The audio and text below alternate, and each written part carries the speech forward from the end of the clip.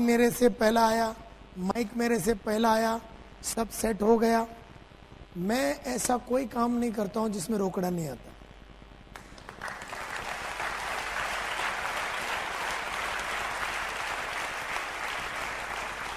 नहीं तो नायर साहब पहले आ रहे हैं, ये तो वही बात हो गई। आशा भोसले आज शाम को यहां गाने वाली है, तो सुबह बेचारी आ गई है हॉल में। पहले तो हॉल साफ कर रही है, बाद में बाथरूम साफ कर रही है, बाद में वो सब इक्विपमेंट वगैरह लगा रही है, माइक टेस्टिंग वगैरह सब खुद कर रही है। उसके बाद बाहर खड़े रह के खुद ही टिकट बेच रही है। शाम को कौन मेरा बाप गाएगा? शाम को लेट लेट के गाएगी वो, फिर एकदम।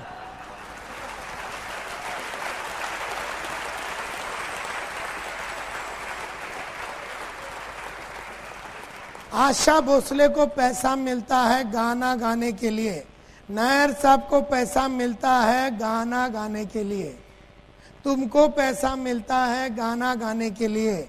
गाना अच्छा गाओ, दुनिया भर का फालतू चीजें करके थक न जाओ।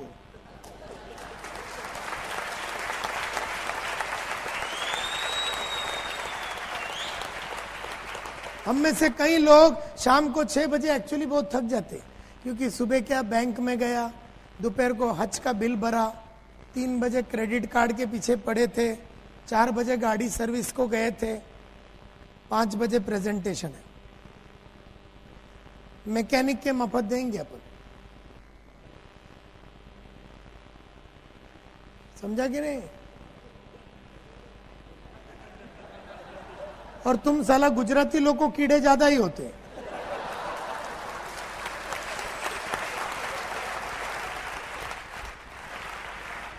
मैं ऐसा कोई काम नहीं करता हूं जिसमें रोकड़ा नहीं आता। अब ये वीडियो वाले, ये जो वीडियो वाले हैं हमारा, आपने मेरे से कभी बात किया ये वीडियो शूटिंग करने का? मैं तो आपका नाम तक नहीं जानता हूं। किसने मेरे कंपनी से बात किया आपसे? मैं नहीं जानता हूं। मेरा टिकट किसने बुक किया? आनंद ठाकर। क्या मेरा इधर आने का पूरा सिलसिले में मैंने कभी तुम्हारे से बात किया कि मैं कौन से फ्लाइट में आऊंगा, कौन से फ्लाइट में जाऊंगा, कौन से होटल में रहूंगा, मेरे को कौन उठाने को आएगा, कौन मेरे को सुलाने को आएगा? मैंने कभी बात किया तुमसे? मेरे को तो तुमने डायरेक्ट इधर ही देखा कि नहीं?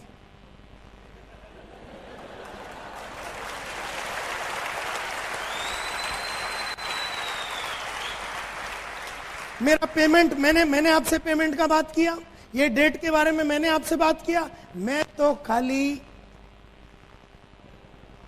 रोकड़ा।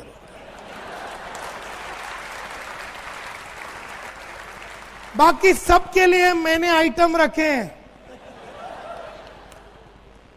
सबके लिए। अरे यहां तक के अभी आपने अगर मेरे को विजिटिंग कार्ड दिया, जैसा अभी आपने मेरे को यहां पर विजिटिंग कार्ड दिया, नीरव भाई ने मेरे को विजिटिंग कार्ड दिया, समझो, तो मैंने ये विजिटिंग कार्ड जो है ना, ये मोबाइल में मैं एंट्री नहीं मारता, मैं खाली विजिटिंग कार्ड। प्रवीण, मालूम है तेरे को ये टेक्निक? हाँ हाँ, लैपटॉप में अगर एम लिखा तो और एफ लिखा तो फाइल करना। मेरा पर्सनल असिस्टेंट है किरण, मेरा पर्सनल असिस्टेंट है किरण बंबई में। अब मैं कार्ड पे, ये नीरव का कार्ड में लिखूंगा एम लिखूंगा और मेरा पर्सनल असिस्टेंट को दूंगा, किरण बालू नायक। अब ये पूरा डिटेल वो मोबाइल में एंट्री करेगा। नीरव, वो मोबाइल लेगा मेरा, उसमें लिखा नीरव NIRAVPATEL, ये नंबर, इसमें रोकड़ा नहीं आता बॉस।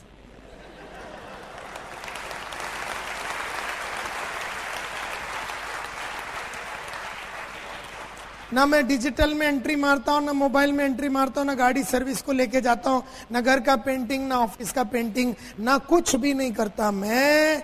मेरा बस चले तो मैं नंगा होके खड़ा हो जाऊं, कोई मेरे को नहला के देवे तो 2000 उसको भी दूं।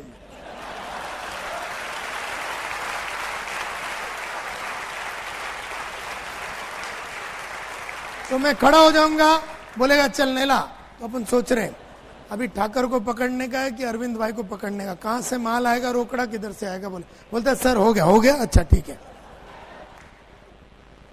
मैं सिर्फ रोकड़े वाला काम करता हूं। मेरे को कभी भी तुम ऐसा कोई काम करते हुए नहीं देखेगा जिसमें पैसे नहीं आ रहे, लेकिन उसके लिए सबके लिए मैंने 4,000 वाला, 3,000 वाला, 5,000 वाली, 8,000 वाला, 2,000 वाला, सबको मैंने सेट करके रखा और मैं सबको पालता हूं क्योंकि मैं खाली माल कमाता हूं। हम में से कई लोग सब काम खुद ही करते हैं। हम अगर धंधे वाले हैं तो हम खाली रेवेन्यू जनरेशन एक्टिविटी करना चाहिए, बाकी सब डेलीगेट कर देना चाहिए। बेचने का जिधर है ना, बेचने का, खड़े रह के जरा फंडे पिंडे मारने का, उधर बराबर डांस करने का और पूरा दिन उसकी तैयारी करने का, कैसे बात करूंगा, किसको पटाऊंगा, किसको लूंगा, क्या डायलॉग मारूंगा। पढ़ाई लिखाई करो, बेचो, पढ़ाई लिखाई करो, बेचो, बीच का सब काम आइटम लोग से कराओ। मार्केट में होलसेल में मिलते हैं।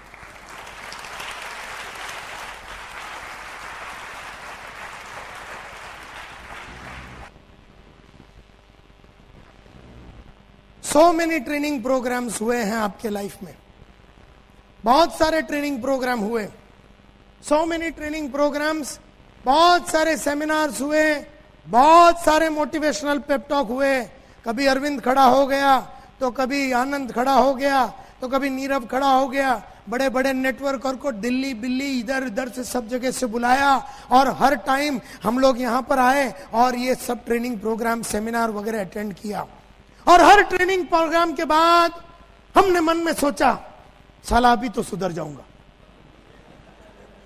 अभी तो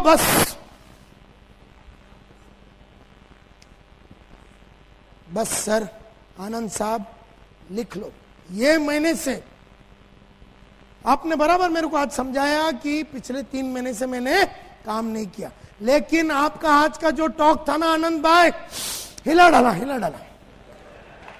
बस ये महीने से 10-10 आदमी को मैं जोड़ने वाला है। आप लिखो।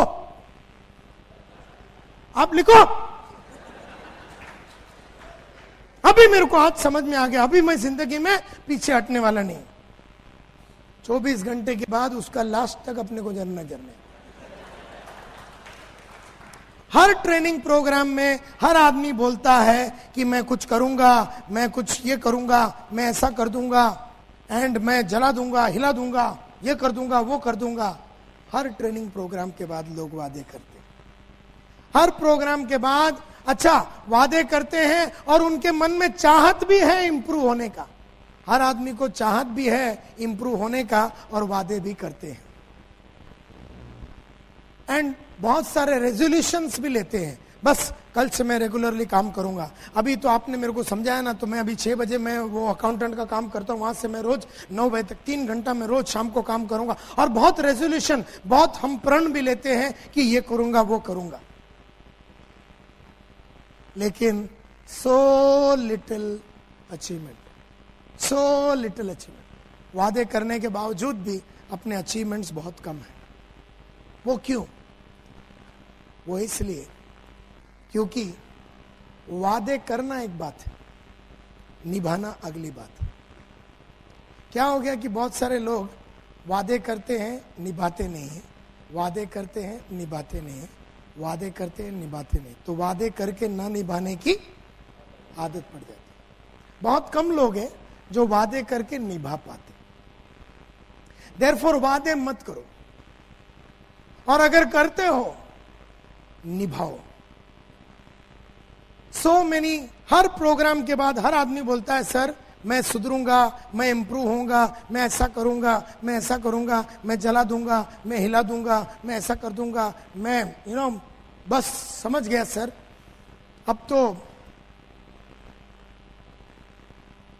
बस अभी आपको कभी बोलने की जरूरत ही नहीं पड़ेगी सर। 2 दिन में फिर लाइन पे आ जाता है। क्योंकि क्या है, अगर आपने आज वादा किया ना कि मैं फील्ड पे जाऊंगा, तो आज सुबह या आज शाम को आपको जाना है, फिर कल सुबह उठ के फिर वादा आने का, और कल फिर जाना है, और परसों फिर उठना है और वादा करना है और फिर जाना है, और तरसों फिर उठना है और वादा करना है और फिर जाना है, और उसका अगला दिन फिर वादा करना है और फिर एक्चुअली जाना है। देयरफॉर अगर आपने वादे करके अगर गए नहीं ना बीच में, तो आप सीधा 0 पे आ जाते। And therefore it is said कि बिकॉज एनी रेजोल्यूशन और डिसीजन यू मेक टुडे, आज कोई भी रेजोल्यूशन लोगे, कोई भी डिसीजन लोगे टुडे, कल यही रेजोल्यूशन कि मैं बुक पढ़ूंगा। बुक पढ़ना सिर्फ आज के लिए नहीं है, बुक पढ़ना यानी कि जिंदगी भर पढ़ने की बात करो। मेहनत करूंगा तो खाली आज के लिए नहीं, जिंदगी भर का वादा करना है। ऑडियो वीडियो सुनूंगा नायर साहब, खाली ये महीने में नहीं, मई में, जून में भी सुनना पड़ेगा, जुलाई में भी सुनना पड़ेगा, 2007 में भी सुनना पड़ेगा, 2008 में भी सुनना पड़ेगा, 2009 पे भी सुनना पड़ेगा, 2010 के लिए भी सुनना। मैंने पढ़ने की आदत, रोज 1 घंटा पढ़ने की आदत 1985 में डाली, आज 2007 हो गया, 22.5 साल से रोज पढ़ता हूं।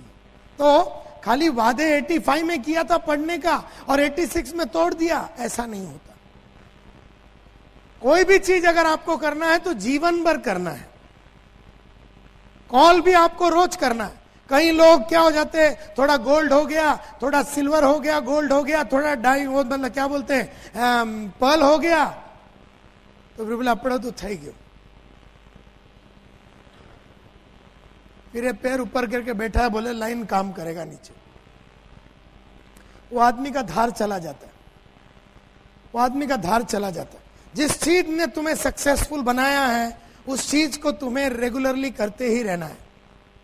जिस चीज ने तुम्हें सक्सेसफुल बनाया है उस चीज को तुम्हें रेगुलरली ही करना है। तो ये कहा जाता है कि resolution can only be made and kept in the first place if you link it to your purpose. वही आदमी वादे करके निभा सकता है जिसका पर्पस क्लियर है। वादे करके ना निभाने वाले का पर्पस देखो है ही नहीं।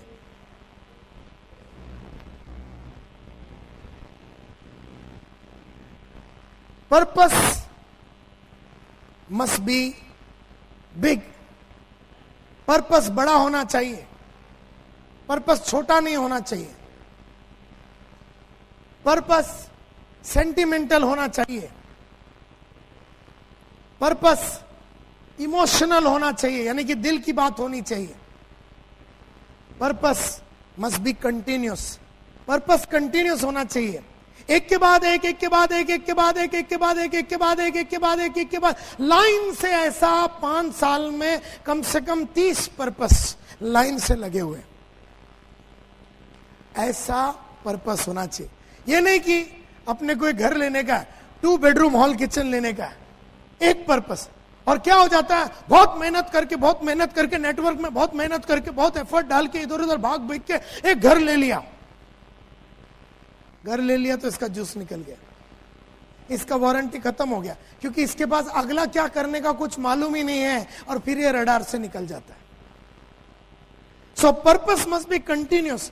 जैसे जब मैं सेल्समैन था तो मैंने बोला मेरा अगला पर्पस है कि मैं बनूंगा ग्रुप लीडर। जब मैं ग्रुप लीडर बना, मैंने अगला पर्पस रखा कि मैं सेल्स सुपरवाइजर बनूंगा।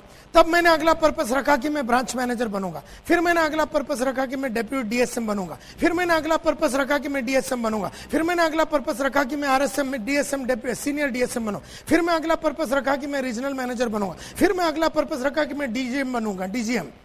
फिर मैंने अगला पर्पस रखा कि मैं जीएम बनूंगा। फिर अगला पर्पस था मेरा वाइस प्रेसिडेंट बनने का। फिर अगला पर्पस था मेरा डायरेक्टर बनने का। और फिर मैंने बोला कि एक बार 1988-89 की बात है, तब मैंने पर्पस रखा कि मैं मेरी बड़ी बहन का शादी कराऊंगा और इसके लिए मेरे को इतना लाख रुपए का जरूरत है। भागा, बहुत सारे एफर्ट डाला और बड़ी बहन का शादी करा। उसके साथ साथ मैंने लाइन से पर्पस लिख के रखा था कि अब मेरे को छोटी बहन का शादी करा। छोटी बहन के लिए इतना पैसा लगेगा, उसके लिए भागा, बहुत सारे फायर एक्सटिंग्विशर और बहुत सारे वैक्यूम क्लीनर बेचे और उसका शादी करा। फिर एक पर्पस रखा कि मैं एक ट्रेनिंग कंपनी चालू करूंगा और ये तारीख को चालू कर। फिर उसको मैंने चालू किया। फिर मैंने बोला कि 1992 में मैं कार लूंगा, फिएट गाड़ी, तो वो पर्पस रखा। बराबर वो पर्पस रखने के बाद मैं उसके पीछे भागा। अगला पर्पस रखा मैंने मारुति 800। 1996 में अगला पर्पस रखा कि मैं मारुति एस्टीम लूंगा 14 सितंबर को। अगला पर्पस रखा कि मैं सोनाटा लूंगा, ये दोनों गाड़ी रखूंगा, ये सोचा। और उसके बाद मैंने बोला मर्सिडीज बेंज लूंगा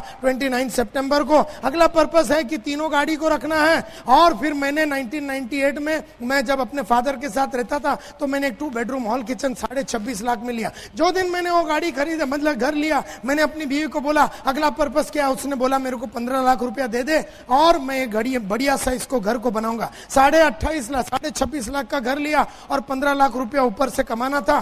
भागा वो 15 लाख रुपया कमाया, उसका बढ़िया सा रिनोवेशन किया और वो घर के अंदर मैं 8 दिसंबर सन 2000 को घुस गया। जब मेरा वो किया, मेरा अगला पर्पस था कि मैं मेरा बापू का घर खरीदूंगा। बात ऐसा हुआ माय डियर फ्रेंड्स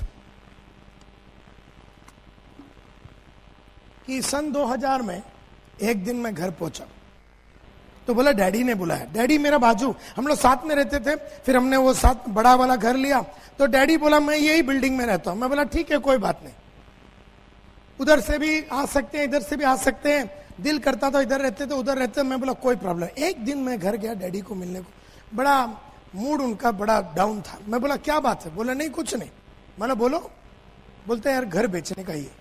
बोले ये घर जिसमें फादर 40 साल से रह रहे थे और दिल का टुकड़ा था, बढ़िया सा गार्डन था। मैं बोला ये घर क्यों बेचना आपको? बोलता है मैंने लाइफ में कभी ये दोनों बेटियों के लिए कुछ नहीं किया, तेरे लिए तो मैंने कुछ भी नहीं किया, बेटियों के लिए भी कुछ नहीं किया, बड़ी वाली और छोटी वाली। सोचता हूं क्योंकि पिछले 1985 से मैंने पूरा मतलब ठेका लिया घर को चलाने का और इतना बढ़िया तरीके से जिंदगी फादर मदर सबका जितना उधार बिदार सब चुका बिका के लाइफ को एकदम हसीन और एकदम फास्ट ट्रैक पे डाल दिया। ऐसे में फादर को ऐसा लगा कि मुझे कुछ बेटियों के लिए करना चाहिए। मैंने आपको ये घर बेचना और बेटियों को देना, ऐसा उनको कोई वादा किया है कि आपने? क्योंकि शादी तो मैंने करा था 10-10 साल पहले, तो आपने उनको कोई वादा? बोले नहीं नहीं नहीं मेरा दिल कर रहा है। बोला अच्छा आपको ये घर बेचने का, पैसे बेटियों को देना। बोला ठीक है, मेरे को 2 दिन दो। 2 दिन मैंने सोचा और मैं गया। बोला ठीक है आप ये बताओ ये घर कितने में बेचने का? बोलता 10 लाख में। बोला ठीक है ऐसा करते हैं, ये घर मैं ही खरीद लेता हूं, ये घर मैं ही खरीद लेता हूं, मैं आपको 10 लाख देता हूं, आप दोनों बेटी को 5-5 लाख रुपया दे दो। बोलता बढ़िया आइडिया। फिर अगर तू भी मतलब ऐसा करता तो फिर अपन बोलते हैं कि बोलते 10 लाख में नहीं, फिर 7.5 में बेचूंगा और 3 टुकड़े में बांचूंगा, 2.5 तेरा 2.5 उसका 2.5 इसका, मेरा ही बाप मेरा ही पैसा मेरे को ही देने का बात कर।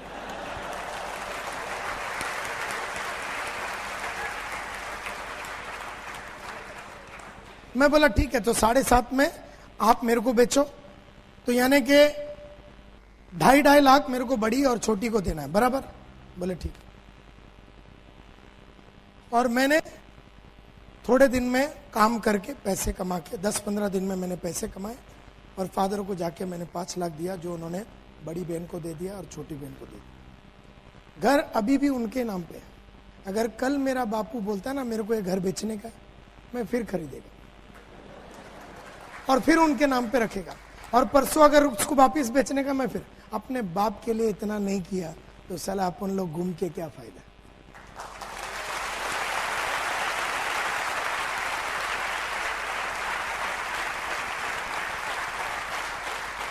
अब इसमें कोई लॉजिक है क्या?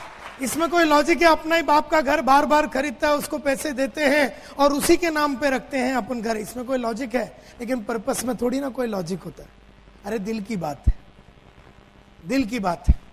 थोड़े दिन पहले मैं ऐसे टाइम्स ऑफ इंडिया पढ़ रहा था तो मेरी बीवी बाजू में आ गई, मेरे को बोलती है मेरे को एक हुंडा एसेंट खरीद के देता है क्या? वो तो ऐसी बात करी जैसे अपन चाय पीते हैं ना। मतलब 4 बजे चलेंगे शाम। बोले किधर? बोला गाड़ी खरीदना। और किधर?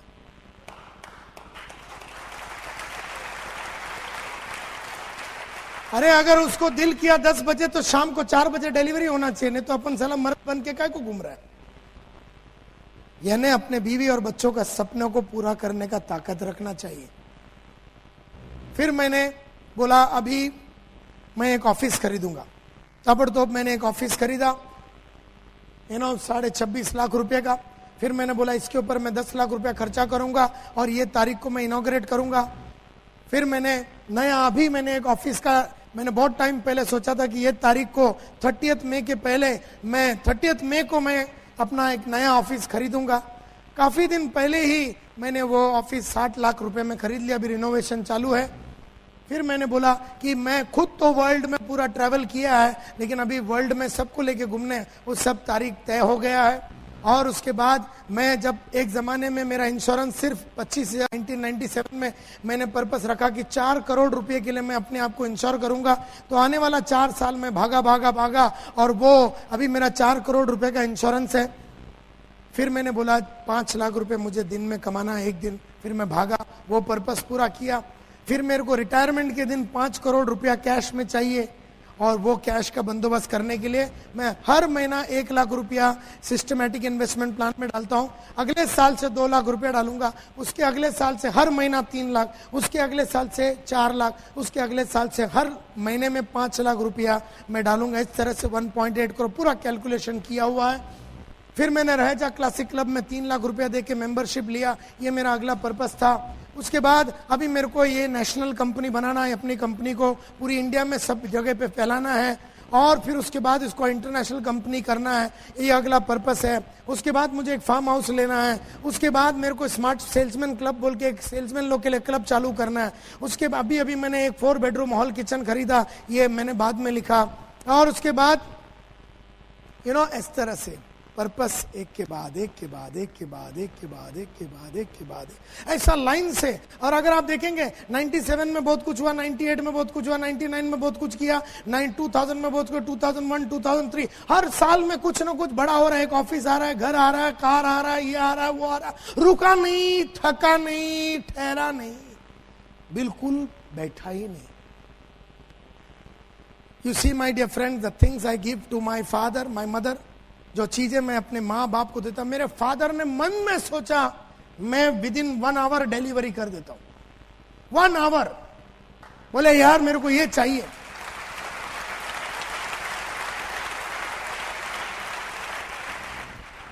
The things I give my wife and my children. मेरे थोड़े दिन पहले बच्चे ने बोला पप्पा मैंने नैनीताल नहीं देखा। मैंने अगला फोन उठाया, मैंने कृष्णा एडवेंचर्स, प्रयाग जोशी बोल के जो ट्रैवल एजेंट है, मतलब प्रयाग, और मैंने कैलेंडर निकाला कब, मेरे पास 10 दिन है। मैंने बोला ये 10 दिन चलेंगे? बोले हाँ चलो नैनीताल। बुकिंग हो गया, एयरलाइन, बिरलाइन, होटल बिटल सब सेट कर। The things that I do to my wife, my children, the things I give my sisters, friends, colleagues. Purpose must be smart and not visionary. Purpose smart होना चाहिए, SMRT, specific, M, measurable, A, attainable, R, realistic, T, time bound। इन्हें मेरे को घर लेना है, 1400 square feet का घर लेना है, CG रोड में लेना है, 14 जनवरी 2008 3 बजे दोपहर को लेना है। क्या ये स्पेसिफिक है? यस और नो? क्या इसको मेजर किया जा सकता है? क्या ये टाइम बाउंड है? हाँ, तो पर्पस वैसा होना चाहिए। पर्पस विजनरी नहीं होना चाहिए। जैसे सर घर लेना है, कब लेगा तू घर? कब लेना है सर? कब लेते हैं सर? जरा सेट हो जावे ना, लेते। कब? 2-3 साल में लेते, 2 या 3 साल से, 3 साल में, 3 साल में कभी लेंगे?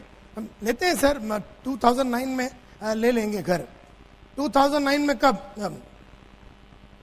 दिसंबर, क्योंकि उसके आगे कोई महीना ही नहीं है। दिसंबर में लेंगे। तारीख 31, क्योंकि 41 तो है नहीं तो साला 41 तू पकड़, 41 पकड़ लेता है, क्योंकि 31 है तो बोल के उसको पकड़ा। तो अभी लिख दे। अभी लिख कैसे देंगे सर?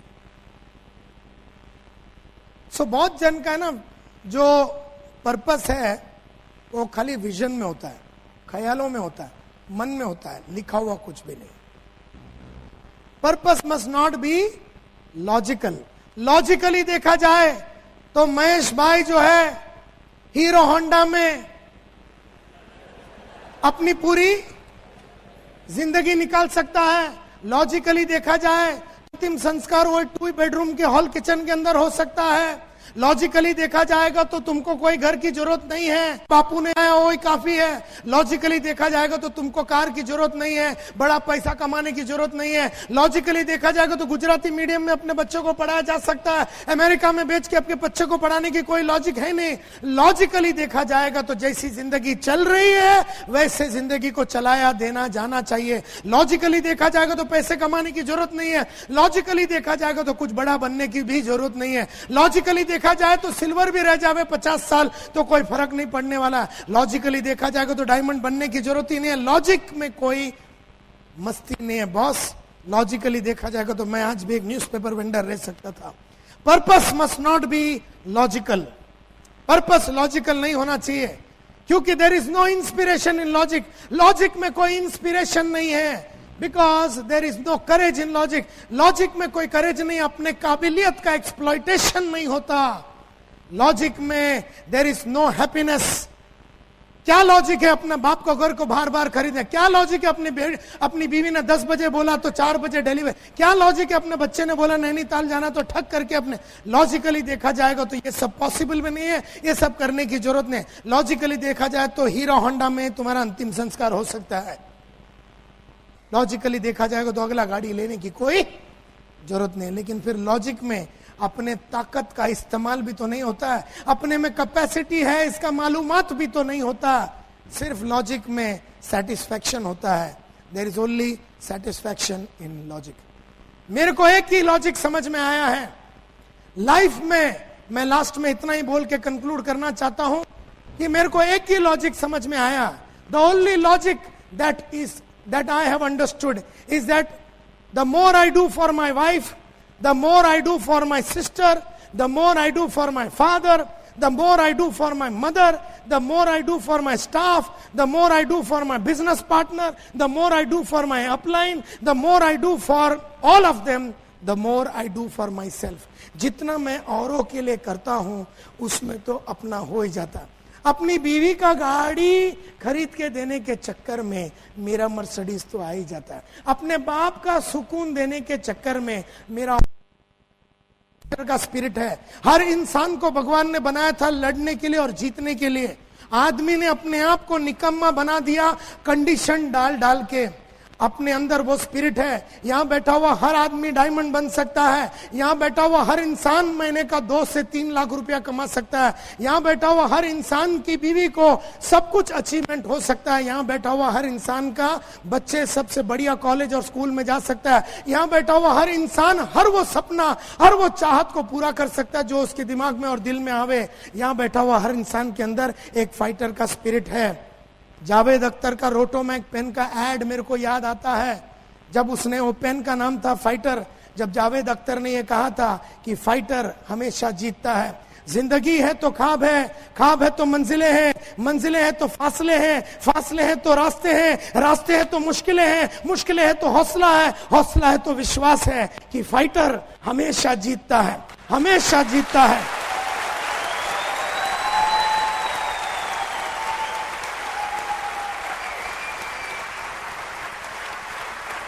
न कभी थकना तुम, न कभी थकना तुम, न कभी रुकना तुम, न कभी ठहरना तुम।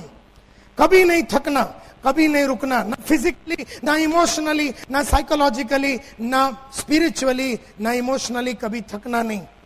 अपने आप के अंदर इस तरह का जुनून और आग भरो, क्योंकि आग कभी ऊपर के तरफ ही जलती है। कभी आग को देखा है नीचे के तरफ जलते हुए? कुछ भी डालो वो ऊपर ही जाती है। उसमें केरोसिन डालो तो ऊपर जाती है। अपने आप को ऐसा बना दो कि अपना अंदर जितना नॉलेज हो सके भर डालो, जितनी अच्छी काबिलियतें हो वे भर डालो, जितनी अच्छी अच्छी आदतें सब भर डालो। जितनी अच्छी चीजें भरोगे वैसा आप आग में तकते रहोगे। और आग ही आग में जब आदमी तकता है और जब तब के वो बड़ा इंसान बनता है तभी वो एक रोल मॉडल बनता है। उसको देख के दूसरे उसके माफत बनने की चाहत को पैदा करता है। आपको मिलने के बाद लोगों के मन में इस तरह का विश्वास आना है कि मुझे इस इंसान के माफत बनना है और आप लोग सब कर सकते हैं, ऐसा मेरा 100% विश्वास है। Thank you very much.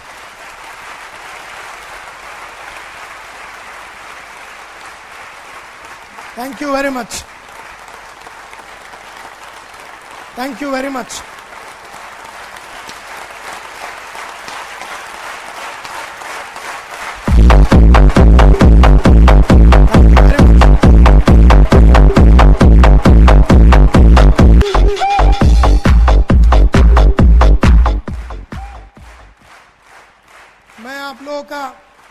आप लोग इतने इतने लंबे लंबे जगह से, बंबई से, सूरत से, बड़ौदा से, राजकोट से सब आए, इसके लिए मैं तहे दिल से आपका शुक्रिया अदा करना चाहता हूं।